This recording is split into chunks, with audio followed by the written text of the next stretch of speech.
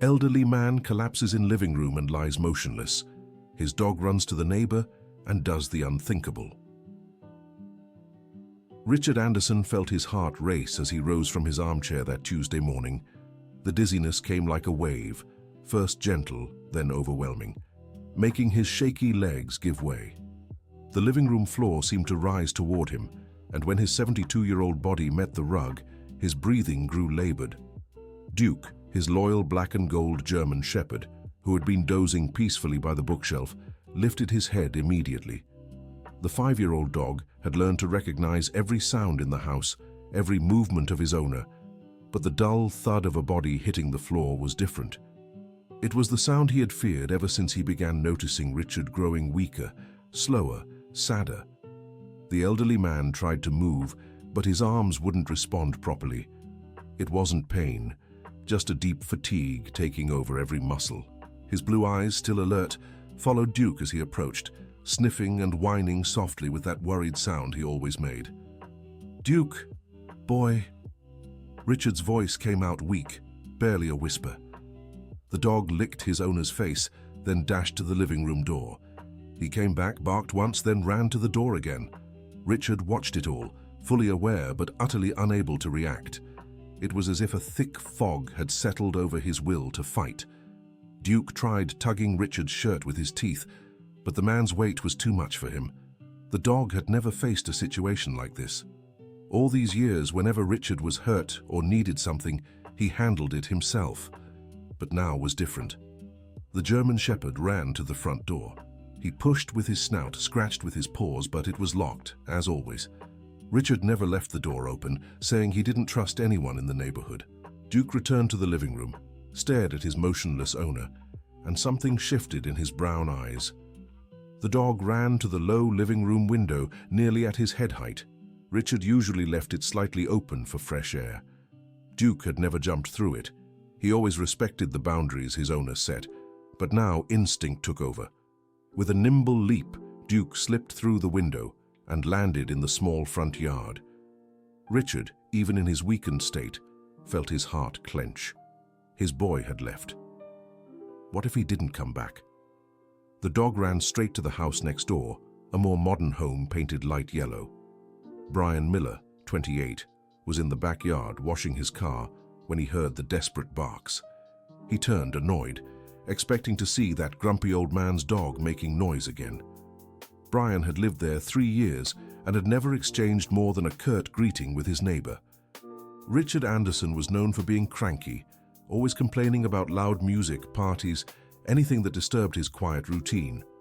The young man had even considered moving, just to avoid the constant complaints. But Duke wasn't just barking. He was scratching the gate, whining, running in circles, then scratching again. His behavior was strange, frantic. "What's wrong, Duke?" Brian approached the gate, surprised he'd called the dog by name. Richard always yelled "Duke" in the yard. It was impossible not to know it. The dog stopped immediately, locking eyes with Brian in a way the young man had never seen from an animal. Then Duke did something that left him completely baffled. He grabbed Brian's pant leg with his teeth and started pulling him toward Richard's house. Hey, cut it out!" But Duke didn't stop. He let go, ran a few yards toward his owner's house, stopped, looked back at Brian, then returned and grabbed his pants again. The behavior repeated 3 times before Brian finally understood. "Do you want me to come to your house? Did something happen to your Richard?" Duke barked once, wagged his tail quickly, and ran toward the house. Brian hesitated. What if it was a trick? What if the old man was testing whether he'd trespassed just to accuse him of being a thief? But there was something in the dog's urgency that couldn't be faked. Brian dropped the hose and followed Duke, who had stopped in front of the living room window, barking softly and nudging with his snout. Brian approached the window and looked inside. His blood ran cold. Richard was lying on the living room rug, on his side, eyes open but with an expression of deep exhaustion. He didn't seem unconscious, but he wasn't moving either. "Mr. Richard, are you okay?" The elderly man turned his head slightly toward the voice. His lips moved, but Brian couldn't hear. "I'm coming in, okay? Don't worry." Brian ran to the front door and rang the bell several times. Nothing. He tried pushing, but it was locked. He went back to the window, climbed the low wall separating the properties, and jumped into the living room just as Duke had done. The room was tidier than Brian had imagined. Old but well-kept furniture, framed photos on the shelf, a small TV on a dark wooden stand. Everything was clean, organized, with that distinct smell of an elderly person living alone. Brian knelt beside Richard. "What happened? Did you fall?" "I got up, dizzy." Richard's voice was weak but clear. "Couldn't get up. I'll call an ambulance." "No." The voice came out stronger now, almost a shout.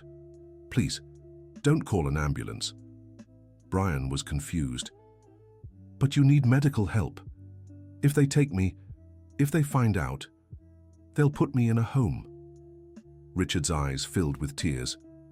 "Please, son, just help me sit up." Brian looked at Duke, who was sitting beside his owner as if standing guard. The dog seemed calmer now that someone was there to help. Carefully, Brian slipped an arm under Richard's shoulders and helped him lean against the couch. The old man was breathing heavily, but was clearly conscious and aware. "Do you live alone? Is there family I can call?" Richard hesitated. "I have a daughter, but she—" He stopped, as if the words were too painful. "Does she live far?" "No, right here in town. But we haven't spoken in a long time." Brian glanced around the room as he processed this. That's when he noticed the photos scattered on the floor beside an open shoebox. Richard had been going through old albums when he fell ill. One photo lying closest caught Brian's eye. It was an old, slightly faded picture from a county fair. In the center, a younger man who was unmistakably Richard held the hand of a child around 7 years old. The boy had light hair, a gap-toothed smile, and was wearing a cowboy costume. Brian picked up the photo for a closer look and nearly dropped it when he recognized himself. "That's me," he murmured in disbelief. Richard followed Brian's gaze and saw the photo in his hands. His expression changed completely, a mix of surprise and what looked like relief. "Brian? You're Brian, David's boy." "I am, but how?" Brian looked from the photo to Richard, trying to understand. "Do we know each other?" "Son, you used to play here every week when you were little. Your father and I were best friends. You always said I was your favorite uncle." Memories began flashing back to Brian. The house, now that he paid attention, had the same smell of cornbread he remembered from childhood. Richard, just grayer and more wrinkled, was the same man who had taught him to fly a kite in the backyard. "Uncle Richard," Brian's voice came out choked. "Why did we stop seeing each other?" The old man looked away. "Your father and I had a fight. Had a silly thing that blew out of proportion. Stubborn pride, you know, by the time I wanted to fix it, it was too late. My father, he passed 5 years ago." "I know." Richard closed his eyes. "I heard. I wanted to go to the funeral, but I didn't have the courage to show up after so long." Dear listener, if you're enjoying the story, don't forget to like and especially subscribe to the channel. It really helps us who are just starting out. Now, continuing, Duke came over and laid his head on Richard's lap as if sensing his owner's sadness. The dog looked at Brian with those eyes that seemed to understand everything. "My father always talked about you," Brian said, still processing the discovery. "Till the end, he said he'd lost his best friend over something stupid." "What was it about?" Brian asked, sitting on the floor beside the old man. Richard took a deep breath. "Your father wanted to lend me money when I was going through hard times. I refused, said harsh things, that I didn't need anyone's pity. He insisted, said he was a true friend. I accused him of thinking he was better than me, of trying to humiliate me." His voice broke. "I told him I never wanted to see him again, and he respected that." "He did. Your father was always stubborn, but when someone said they didn't want him around, he disappeared for good. That was his way of protecting his heart." Brian looked at the photo again. Now he understood why Richard always gave him strange looks when they crossed paths on the street. It wasn't dislike, it was recognition mixed with regret. "He left a message for you," Brian said suddenly. "What do you mean?" "Before he passed, my father called me and said,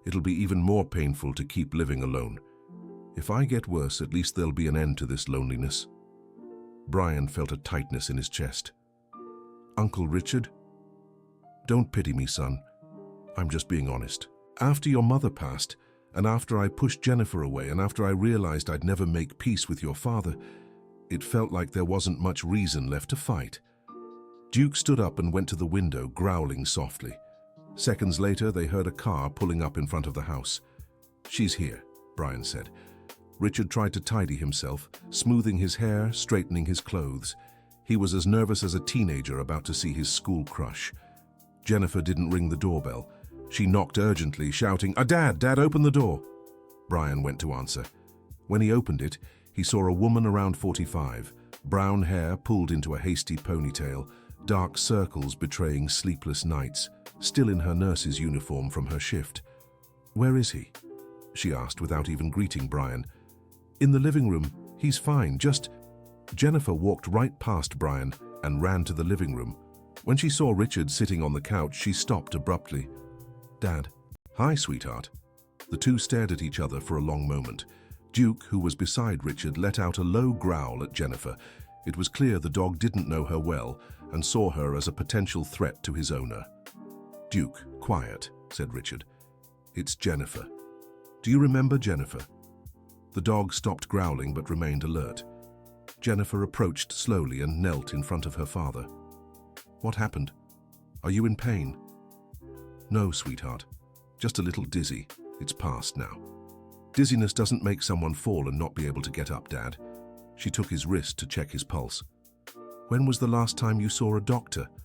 Richard looked away. "It's been a while." "How long?" "About 6 months." "Dad!" She raised her voice. "You have high blood pressure, heart problems, diabetes. How can you go 6 months without seeing a doctor?" "Because every time I go, they come up with more pills, more tests, more things to worry about." "Dad, those things exist to keep you alive. And why would I want to stay alive?" The question came out harsher than Richard intended. Jennifer recoiled as if she'd been slapped, her eyes filled with tears. "What do you mean? Why would you want to stay alive?" Richard realized he'd been too cruel. "Sweetheart, I didn't mean—" "No, Dad, you meant exactly what you said." She stood up, furious. "It's always like this with you.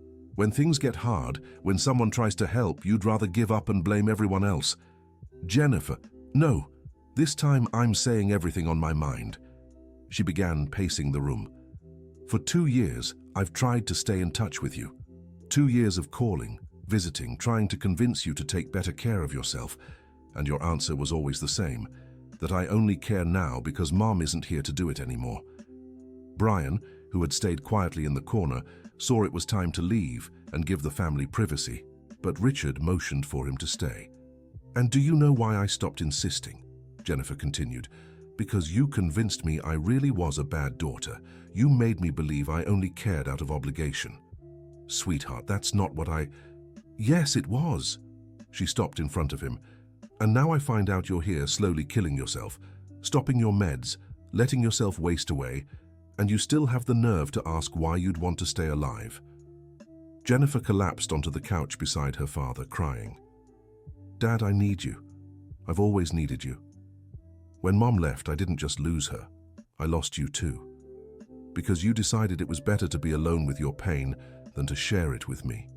Richard hesitantly reached out and touched his daughter's hair like he used to when she was little and crying over a scraped knee. "Forgive me, sweetheart. I thought it would be easier for you if I just disappeared from your life. I thought I'd only bring sadness." "You did bring sadness, Dad, but it was when you pushed me away, not when you chose to stay close." Duke, who had watched the whole argument, slowly approached Jennifer. The dog nudged her hand with his nose as if offering comfort. "He's beautiful," said Jennifer, petting Duke. "Mum always wanted a dog. That's why I brought Duke home after she passed. Thought it'd be a way to honor her memory." "And it is." Jennifer smiled for the first time since arriving. "He's taken good care of you all these years." "He has. And today he saved me." Jennifer looked at Brian as if only now realizing someone else was in the room. "Sorry, I didn't even introduce myself. I'm Jennifer." "Brian, I'm your father's neighbor." Were you the one who found him? Actually, it was Duke. Brian quickly explained how the dog had gone to get him. He's very smart. He knew exactly what to do. And how did you get into the house? Through the window, just like Duke did. Jennifer looked at her father. Was the door locked? It was. Richard seemed embarrassed. I always lock everything. Why? Because I don't trust anyone in the neighborhood. Jennifer looked at Brian. But you trusted him today. I didn't have a choice. And he's David's son. Uncle David? Jennifer's eyes lit up. The one who always used to come over when I was little? The same. Wow, I loved Uncle David. He taught me games, brought me candy. Why did you two stop seeing each other? Richard told the story of their fight again, leaving out some of the more painful details. Jennifer listened quietly. Dad, you have a habit of pushing away everyone who cares about you. I know. His voice sounded tired. It's like I'm testing them all the time to see if they really like me or if they're just pretending. And what's the test? Being as unbearable as possible. If the person still doesn't give up on me, then they truly care. Dad. Jennifer held his hand. That's not a test. That's self-sabotage. You push away the people you love before they even have a chance to leave you. Dear listener, if you're enjoying the story, take a moment to like and especially subscribe to the channel. It helps us a lot as we're just starting out. Now continuing, Brian watched the conversation between father and daughter with a mix of sadness and hope. It was clear they loved each other, but they also had a destructive pattern of communication. Jennifer, Brian said suddenly, can I say something? Of course. Your father has written messages for you on his phone, dozens of them. He writes to you every week but never sends them. Jennifer looked at her father, surprised. What messages? Richard turned red. Brian, you weren't supposed to... He apologizes, tells you about his day, says he misses you. All the things he should have said in person but was too afraid to. Dad, is this true? Richard nodded, embarrassed. Can I see? He hesitated but handed her the phone. Jennifer read the messages one by one in silence. With each message, her tears grew. Why did you never send these, Dad? Because I was afraid of your answer. What if you said you didn't want to talk to me anymore? What if it confirmed I was really a bad father? Dad, look at me. Richard raised his eyes. You're not a bad father. You're a father who's afraid. That's different. But fear made me make the wrong choices. It did, but there's still time to make the right ones. Duke, who had been lying at the foot of the couch, lifted his head as if listening to the conversation. Dad, I need you to go to the doctor today. It's not a request, it's a demand. Sweetheart, no discussion. You stopped taking your medicine 3 months ago. You got sick today and you're clearly weak. Either you go with me or I call an ambulance right now. Richard looked at Brian as if seeking support. She's right, Uncle, and I'll go with you if you want. You would? Of course, my dad asked me to look after you, and I intend to keep my word. Richard sighed. Fine, but I'm coming home today. I'm not staying overnight. That depends on what the doctor says, Jennifer replied, but I promise I'll fight to keep you at home if it's possible. What about Duke? Duke comes with us. I won't separate you two. For the first time in a long while, Richard gave a genuine smile. At the hospital, after a series of tests, Dr. Thompson, the same doctor Richard had been seeing for years, confirmed what everyone had suspected. The blood pressure was out of control, the diabetes at dangerous levels, and there were signs of mild heart failure. Richard, what were you thinking stopping your medication? Asked the doctor, clearly concerned that it wasn't worth continuing. Dad! Jennifer exclaimed. Calm down, Jennifer, said Dr. Thompson. Richard, can I speak with you privately? Jennifer and Brian left the office, taking Duke, who had been allowed to stay at the hospital as a special case. Richard, I'll be direct. You're depressed. It's not just grief over losing your wife. It's a clinical condition that needs treatment. Doc, I'm not crazy. No one said you are. Depression isn't madness. It's an illness like diabetes or high blood pressure, and it can be treated. With more pills?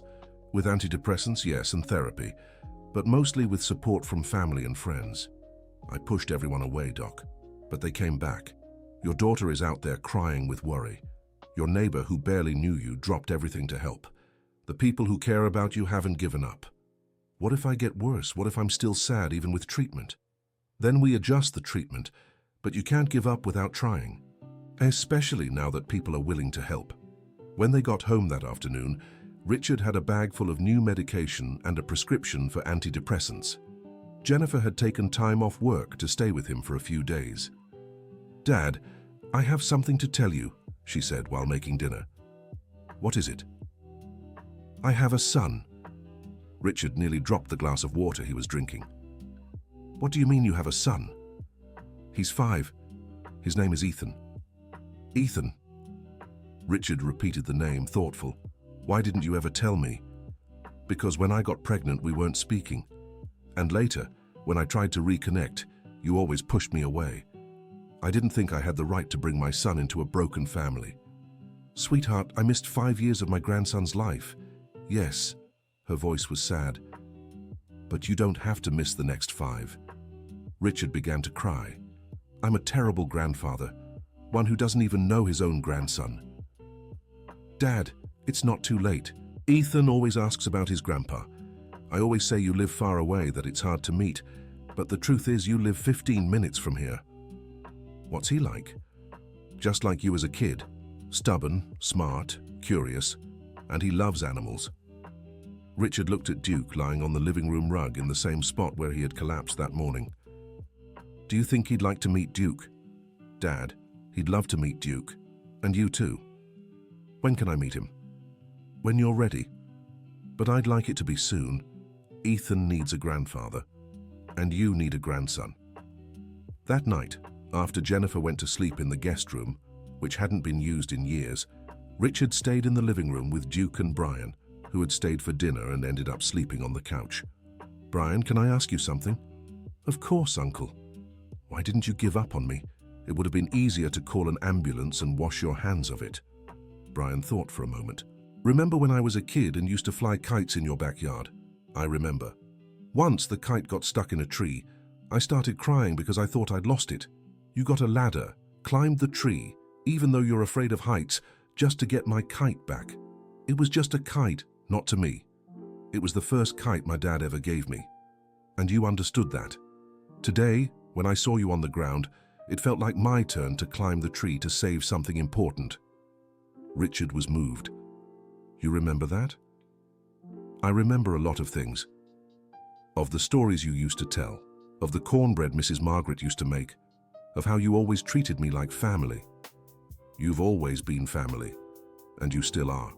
Duke got up and lay down between the two men as if sealing their reconciliation. "Uncle, can I suggest something?" "Of course. I think it'd be nice if we organized a lunch here on Sunday. You, Jennifer, Ethan, and me. A real family gathering. Do you think Jennifer would agree?"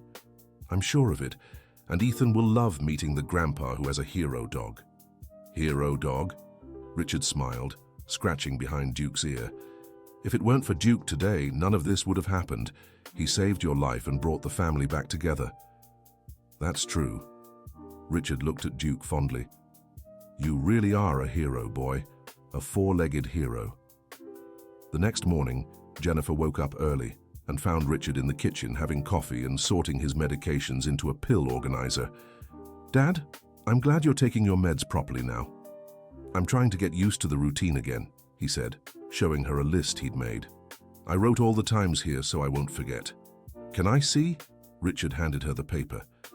Jennifer smiled at her father's neat handwriting, always so organized. "Dad, I was thinking, what if I brought Ethan over for lunch on Sunday?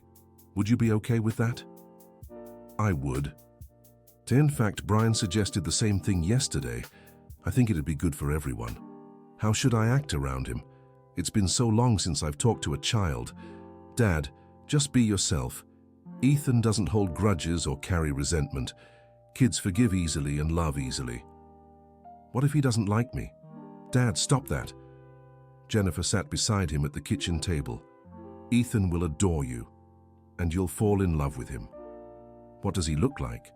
Light brown hair, like mine when I was little, blue eyes just like yours, and a smile that melts hearts.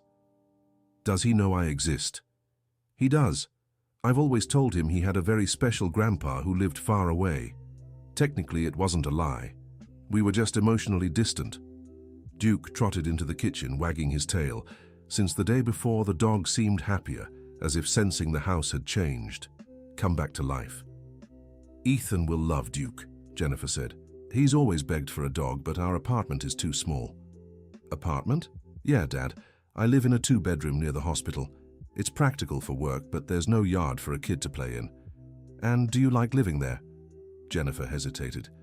It's adequate, functional. That's not the same as liking it. No, it's not, she sighed. The truth is, I've always dreamed of a house with a yard, so Ethan could play outside, maybe even have a pet. But on a nurse's salary, alone, it's hard. Richard grew thoughtful. Jennifer, can I ask you something that might be delicate? Go ahead. Where's Ethan's father? Nowhere, she replied flatly. When I found out I was pregnant, he said he wasn't ready to be a dad and disappeared. I never saw him again.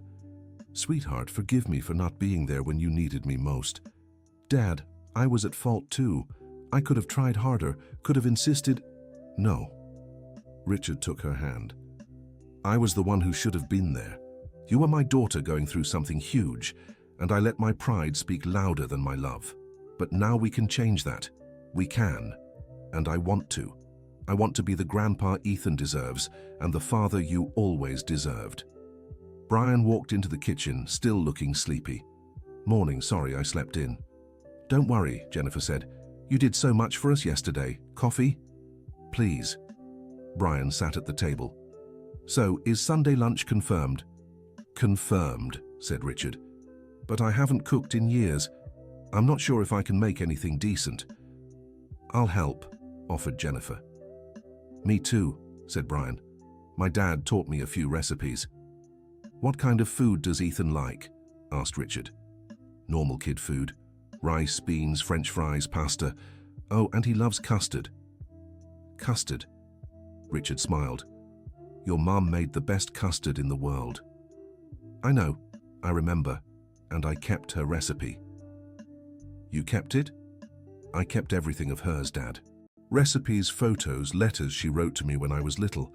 It's all in a box at my apartment. Why didn't you ever bring those things here? Because I thought you didn't want to remember, that it would be too painful. It was painful, but now I think it would be comforting. For 5 years I've tried to forget your mother, but I'm starting to realize it's better to remember her fondly than to try to forget in anger. Can I bring her things on Sunday? You can, and the custard recipe too. Brian watched the conversation between father and daughter with a smile. It was clear the two were finally finding their way back to each other. Uncle, do you have Jennifer's number now? I do. Then how about sending those messages you kept, the ones you wrote but never sent? Richard picked up his phone. All of them? All of them, said Jennifer. I want to receive everyone. Better late than never. Richard started resending the messages one by one. Jennifer's phone wouldn't stop chiming. Wow, there really are a lot, she laughed as she read. Dad, this one is beautiful. Today I passed by the school you went to and remembered your graduation day. It was one of the proudest days of my life. I remember writing that. It was on the 3-year anniversary of your mother's passing. And this one. Duke got into mischief today that reminded me of when you used to sneak the sweets your mum saved for the weekend. Jennifer burst out laughing. Dad, I really did that. You did. And I always pretended not to see, but I'd tell your mum later. I knew it. You two always had that little smirk like you knew something. The morning flew by with conversation, laughter, and planning for Sunday's lunch. Richard took all his medications on time, let Jennifer check his blood pressure 3 times, and even suggested an evening walk with Duke. Dad, you seem different today, Jennifer observed. How so? More alive. Yesterday when I got here, you seemed like a ghost of yourself. Today you feel like my dad again. It's because I remembered I have reasons to keep living. He looked at her and Brian. You reminded me of that. And Ethan will be another reason. Absolutely. Dear listener, if you're enjoying the story, take a moment to like the video and especially subscribe to the channel. It helps us a lot as we're just starting out. Now, continuing. On Friday, 2 days before the lunch, Jennifer showed up at her father's house with a surprise. Dad, I brought someone to meet you. Richard was in the backyard with Duke and Brian, who had become a constant presence in the house over the past few days. Who? Jennifer called to someone waiting at the gate. Ethan, come here. A 5-year-old boy, just as Jennifer had described, came running. Messy light brown hair, curious blue eyes, a smile that could truly melt any heart. This is your grandpa, said Jennifer. Ethan stopped in front of Richard and studied him for a few seconds, as kids do. You're really tall, was the first thing he said. Richard laughed. And you're really short. But I'll grow. Mum said I'll be as tall as you. I hope so. Ethan looked at Duke, who was sitting beside Richard. Is that the hero dog? How do you know he's a hero? Mom said he saved you. Can I pet him? Yes, but go slow. Let him sniff your hand first. Ethan stretched his little hand toward Duke, who sniffed and immediately started wagging his tail. Within seconds, the boy was sitting on the floor, stroking the dog as he licked his face. He's so sweet, said Ethan, laughing. He is, and very smart too. Grandpa, can you teach me how to take care of him? The word grandpa hit Richard like a punch. He had to fight back tears in front of his grandson. I can. Do you want to learn? Yes. Can I come here every weekend to learn? Richard looked at Jennifer, who was smiling with tears in her eyes. If your mum says yes, you can come as often as you want. She'll say yes. Mum said we'll see each other all the time now. And you will. Ethan jumped up and ran to Richard. Can I give you a hug? Of course. His grandson's embrace was the purest, most sincere thing Richard had felt in years.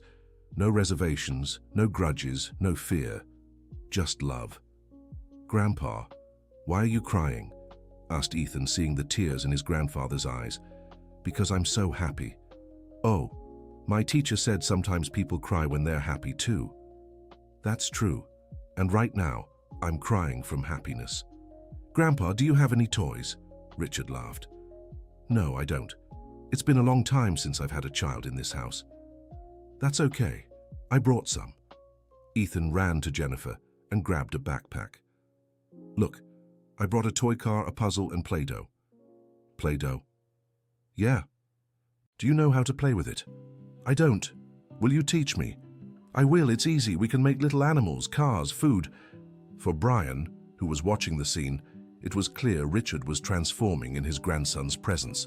The grumpy, bitter man had completely disappeared. Ethan spent the whole afternoon at his grandfather's house.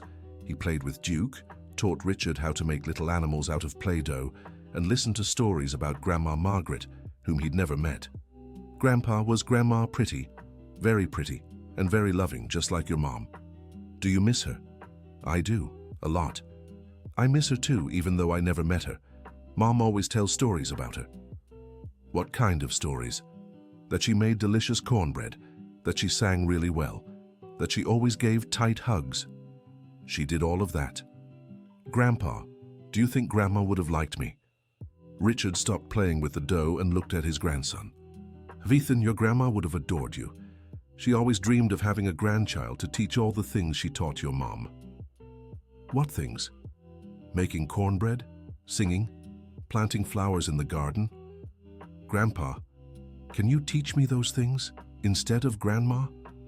I can, but you'll have to teach me too, because it's been a long time since I've done any of that. That's okay, we'll learn together. When it was time for Ethan to leave, he didn't want to go. Can I sleep here tonight? Not tonight, sweetheart, said Jennifer, but on Sunday you'll spend the whole day here. Promise? Promise. Ethan ran to Richard and hugged him again.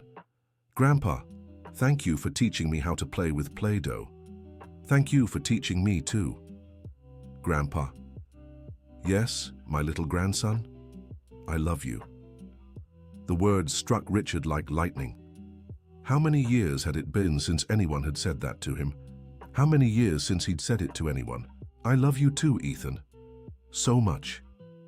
After Jennifer and Ethan left, Richard stayed in the living room with Brian and Duke, still processing everything that had happened. How can a 5-year-old fix what years of therapy couldn't? Richard asked. Because kids don't complicate things, Brian answered. They love without conditions, forgive without effort, trust without fear. I missed 5 years of his life. 5 years I'll never get back. But you have at least 15 more ahead. Ethan will grow up knowing he has a grandfather who loves him. Brian, can I ask you a favor? Of course. Can you help me turn the guest room into a room for Ethan? Nothing too fancy, just some kid stuff for when he wants to sleep here. Of course, we can go to a furniture store tomorrow. And one more thing, can you help me fix up the backyard? I want to plant some flowers and make a nice little spot for him to play. I'll help with that too. I think your dad would be happy knowing you're taking care of the house again. He would. He always said a house without kids is a house without life. He was right. On Saturday, the day before lunch, Richard and Brian spent the day fixing up the house. They bought a simple single bed for the guest room, some toys, and a small desk for Ethan to draw and do homework. Uncle, you're acting like a kid in a toy store, Brian teased. It's just been so long since I've bought anything for a child. Richard was genuinely excited. Do you think he'll like these toy cars? He'll love them, and this puzzle too. What about these paints? Ethan will love painting with his grandpa. In the afternoon, they worked on the backyard. They planted some colorful flowers, cleaned up the flower bed, and set up a small area with artificial grass where Ethan could play. Duke, what do you think? Richard asked the dog, who watched everything carefully. Duke barked once as if giving his approval. I think he likes it, Brian said. I hope Ethan does too. That night, Richard could barely sleep from excitement. He woke up several times, checking his phone, making sure everything was ready for the next day. At 5 in the morning, he gave up on sleep and went to the kitchen to start preparing. Brian had fallen asleep on the couch again, a habit that was becoming common, and woke up to the sound of pots clanging. Uncle, it's 5 in the morning, everyone's only coming at noon. I know, but I want everything to be perfect. It's been so long since I've cooked for family. It'll be fine, and if it's not, we'll order pizza. No, it has to be special. Richard was determined. Ethan deserves a special lunch. And it will be special. No matter the food, it'll be special because it's your first lunch together. At 9 in the morning, Jennifer arrived with another surprise. Dad, I brought Mom's things. She carried a large box full of memories. Richard helped her set it on the living room table. Can I look? Of course. They're yours too. Inside the box were photos, letters, handwritten recipes by Margaret, some books she loved, and a perfume that still carried her scent. Wow. Richard picked up a photo of him and Margaret at the beach, still young. This was from our honeymoon. You two were so beautiful. Your mother was beautiful. I was just a lucky guy. Dad, look at this. Jennifer showed him a notebook. These are letters Mom wrote to you while you were dating. Richard opened the notebook and began to read. The letters were sweet, romantic, full of plans for the future they'd share. My dear Richard, I can't wait to be your wife and build our family together, he read aloud. I dream of our house full of kids, a dog in the yard, Sunday lunches. She made that dream come true, Jennifer said. She did. And I almost threw it all away because of pride. But you didn't, it's all still here. Richard found the custard recipe written in Margaret's careful handwriting. There were notes in the margins. Ethan loves it. Bake at low temperature. Take your time with the caramel. Did she know Ethan? She did. She passed when he was 6 months old, but she took care of him many times. She said he'd be a special boy. Why did she write his name on the recipe? Because when Ethan was 4 months old, she made this custard for him to try. It was the first dessert he ever had. She was so happy when he liked it that she wrote it down in the recipe. Richard began to cry. Dad, what's wrong? It's just, my mother met my grandson and I didn't know. She got to experience the joy of being a great-grandmother, and I missed it because I was fighting with you. Dad, stop blaming yourself. What matters is that now you know Ethan, and he'll have lots of memories with his grandpa. Jennifer, can I ask you something hard? Go ahead. Your mum, before she passed, did she say anything about me? Jennifer hesitated. Tell me the truth, sweetheart, I can take it. She was worried about you. Said she was afraid of how you'd be all alone because you were always too proud to ask for help. Did she say anything else? She asked me to take care of you, even if you didn't want to be taken care of, and to remind you that she loved you even when you forgot. I did forget. For 5 years, I forgot completely. But you remember now, and that's what matters. Richard carefully closed the memory box. I'm going to keep these things in my room. I want to look at them when I miss her. You're not going to try to forget Mom anymore? No. I'll try to honor her memory by being the man she'd want me to be. And what kind of man is that? A present father, a loving grandfather, a kind neighbor. He looked at Brian. A loyal friend. Brian smiled. I think my dad would be proud to see how we found our way back. He would. And your mom would be proud too, seeing how you've taken care of me these days. By 11:30, everything was ready. The table set with the good dishes Margaret used for special occasions, the food smelling delicious in the kitchen, the custard chilling in the fridge. Dad, the house looks beautiful, said Jennifer. It really does, Brian agreed. It's like it's come back to life. Duke ran to the window and started wagging his tail. Ethan had arrived. Grandpa, the boy shouted, before even stepping inside. Richard rushed to greet him at the door with a smile that hadn't graced his face in years. Hi, my little grandson. Ethan threw himself into his grandfather's arms. I missed you, Grandpa. I missed you too. Richard lifted the boy into his arms. Want to see the surprises I prepared for you? What surprises? You'll see. Richard took Ethan to the room that had been prepared for him. When the boy saw the bed, the toys, the little drawing table, he was ecstatic. All this is mine? Yes, this is your room here at Grandpa's house. Can I sleep here tonight? If your mom says yes, you can. Mom, can I? You can, said Jennifer, moved by her son's joy. Ethan ran around the room trying everything out. Then he wanted to see the garden. Grandpa, what pretty flowers. I planted them yesterday thinking of you. Can I help take care of them? Of course. Every grandson needs to learn how to care for plants. Like Grandma did? Like Grandma did. During lunch, Ethan talked about school, his friends, his mischief. Richard listened to every word with full attention, as if memorizing it all. Grandpa, did you go to this school too? No, my little one. When I was a kid, this school didn't exist yet. So you're really old then? Everyone laughed. Yes, very old. But you're cool even if you're old. Thank you, you're cool too. Grandpa, can you pick me up from school one day? Richard glanced at Jennifer, silently asking permission. You can, she said. I think the teacher would love to meet the grandpa hero. Why hero? Because Uncle Brian told me you were really brave when you got sick. I wasn't brave. Duke was the brave one. But you were too. You decided to get better and be well for us. Richard was touched by the innocent observation.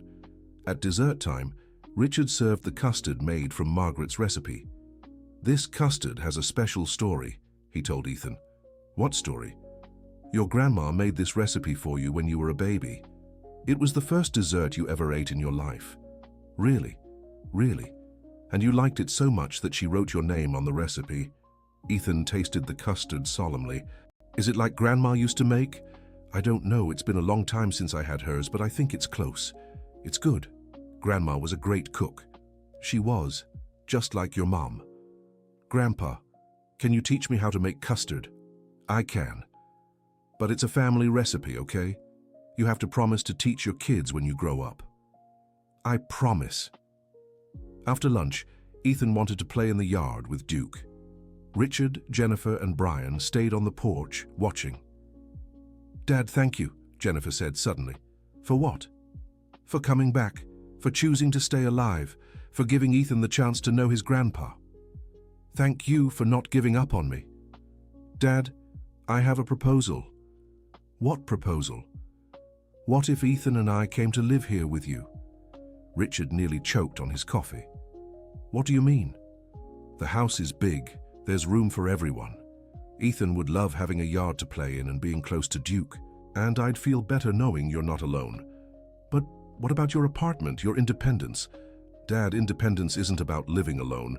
It's about choosing where and with whom to live, and I choose here with my family. Are you sure? I am, if you'll have us, of course. If I'll have you. Richard began to cry again. Sweetheart, it's all I've ever wanted in the world. Brian watched the scene with a smile. The family was rebuilding before his eyes. Uncle, I think my dad would be really happy seeing this. Why? Because he always said family is the most important thing in the world, and it's never too late to fix what's broken. Ethan came running from the front of the house. Grandpa, there's a moving truck on the street. Must be for a new neighbor, Richard said. No, Dad, Jennifer replied, smiling. It's ours. What do you mean, ours? I've been organizing the move for days. I was just waiting for you to say yes. You were that sure I'd agree? I had hope. The moving truck began unloading Jennifer and Ethan's things, clothes, books, toys, small furniture. Grandpa, am I going to live here forever now? If you want to, yes. I do, Ethan jumped with joy. And Duke wants it too, right, Duke? The dog barked as if agreeing.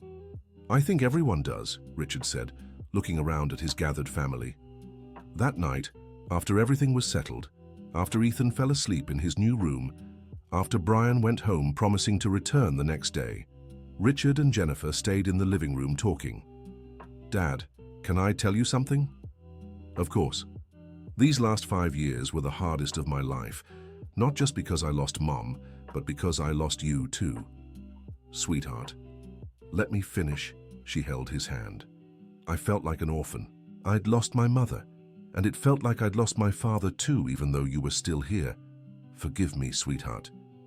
I already have, Dad, but I need you to understand that when I insisted on visiting, when I called every week, it wasn't out of pity or obligation.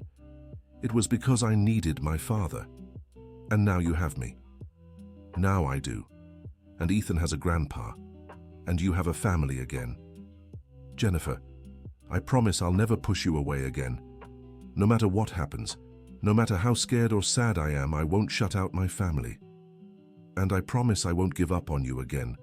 No matter how stubborn or closed off you get, I'll be here. Duke, who had been lying at their feet, lifted his head and looked at them, as if sealing the agreement. I think Duke approves, Richard said. He's a wise dog. Yeah, and if it weren't for him, none of this would be happening. That's true. He saved our family.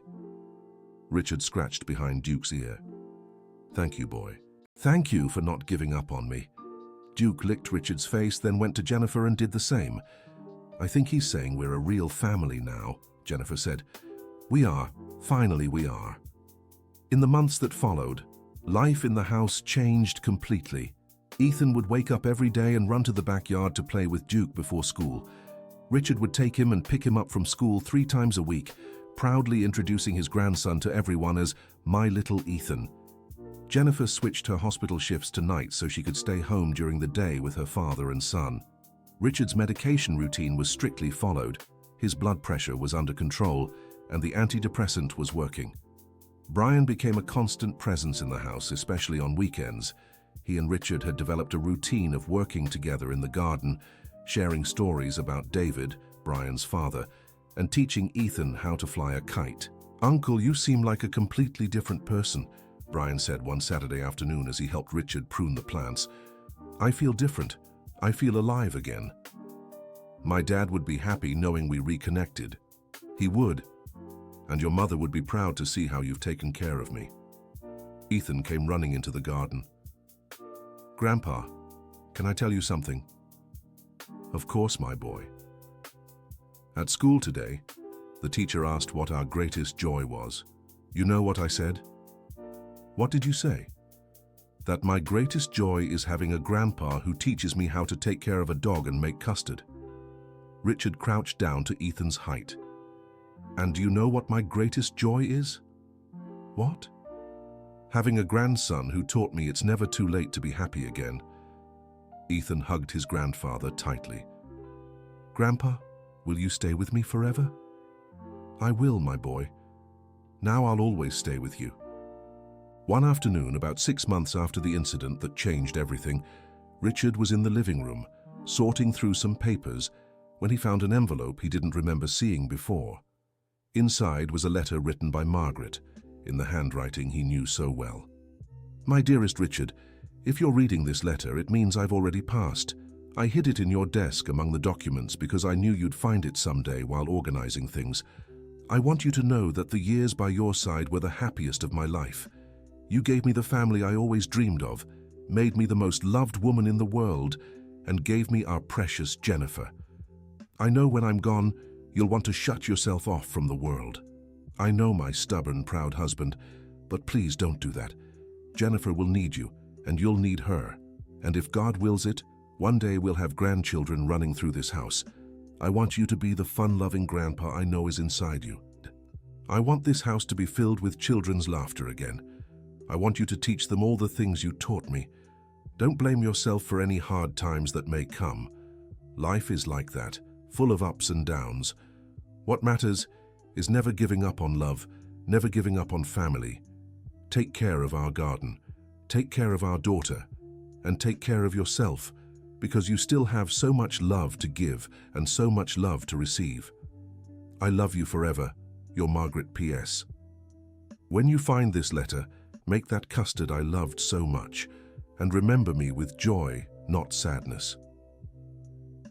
Richard read the letter 3 times, crying, but these were different tears from the ones he'd shed in recent years. They were tears of gratitude, of sweet longing, of love that was still there.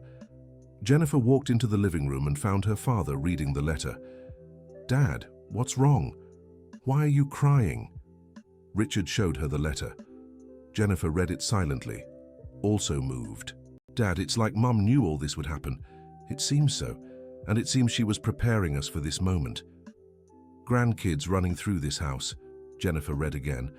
She knew about Ethan before he even existed. Your mother always had a sixth sense for these things. Ethan walked into the living room coming home from school. Grandpa, why are you crying? We're crying because we miss Grandma, sweetheart. Does missing someone hurt? Sometimes it does, but sometimes it feels nice too. How can it feel nice? Because when we miss someone we loved deeply, it's a sign that the love is still here. Richard tapped his chest. Inside our hearts. So Grandma is still here? She is. In the love she taught us, in the recipes she left behind, in the stories we tell about her. Ethan thought for a moment. Grandpa, can you tell me a story about Grandma that I've never heard? Richard smiled. I can. And afterward we'll make her custard together. The custard that has my name in the recipe. That's the one. That night, after Ethan went to bed, after Jennifer retired to her room, Richard went out to the backyard with Duke. The dog, now almost 6 years old, had become his inseparable companion. Duke, boy, you saved my life that day. Duke looked at him with those intelligent eyes, as if understanding every word. Not just physically. You saved me from myself. You brought my family back to me. The dog moved closer and rested his head on Richard's lap. Thank you, boy. Thank you for not giving up on me. Brian appeared in the backyard. He had a key to the house and came by whenever he wanted. Uncle, can I sit with you? Of course. I was just talking to Duke about that day. The day that changed everything. Yeah. Richard looked at the house where his family was sleeping. You know, Brian, I spent 5 years thinking I had no reason to live. And it only took one day, one incident, one desperate dog to remind me of all the reasons I had. Sometimes we almost have to lose everything to appreciate what we have. That's true. I almost lost Jennifer. I almost never met Ethan. I almost threw away our friendship, and all because of pride. But you didn't lose them. And now you have a second chance. I do, and I won't waste it. Duke lifted his head and looked at the two men, then lay down between them, as he always did when he sensed it was an important moment. Uncle, can I confess something? Of course. Before that day, I was thinking about moving away. I couldn't take the complaints from the annoying neighbor anymore. Richard laughed. I really was annoying, wasn't I? You were. But now I understand why. People get annoying when they're suffering alone. And you're not moving anymore. No. Now you're my family too. I'm not going anywhere. That's good. Ethan needs a crazy uncle to teach him the mischief I've forgotten. And I need a family to remind me what really matters in life. The two fell silent for a moment, watching the stars.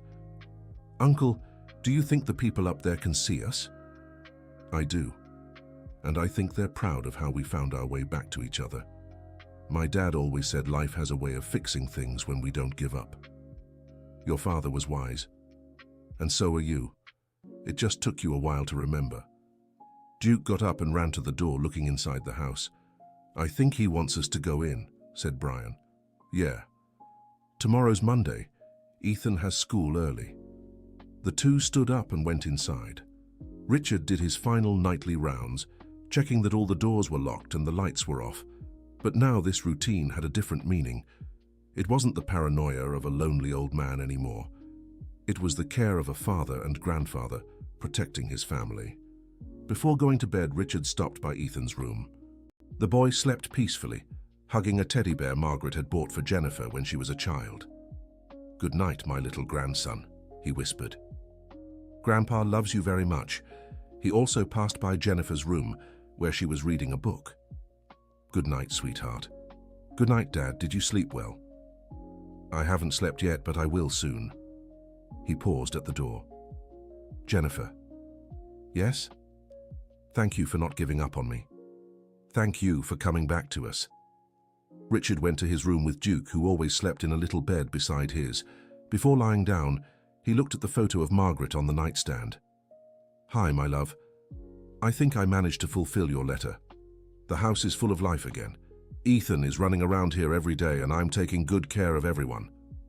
Duke jumped onto the bed and curled up at his feet, a habit Richard had allowed after noticing the dog grew restless, sleeping on the floor. And you, Duke, you're still the family hero. That night, Richard slept more peacefully than he had in 5 years. No anxiety, no loneliness, no fear of tomorrow, because now he knew that no matter what happened, he wouldn't be alone. He had a daughter who loved him, a grandson who adored him, a friend who'd become like a brother, and a dog who'd saved not just his life but his soul. And he was certain that Margaret, wherever she was, smiled, knowing love had conquered fear, family had conquered pride, and it's never, never too late to start over when you have people who truly care. The end. Now tell us what you thought of this heartwarming story. Do you believe it's possible to rebuild family bonds after so much time? Share your thoughts in the comments and let us know if you've experienced something similar. If this story touched your heart, don't forget to like and subscribe for more tales that celebrate the power of love and family.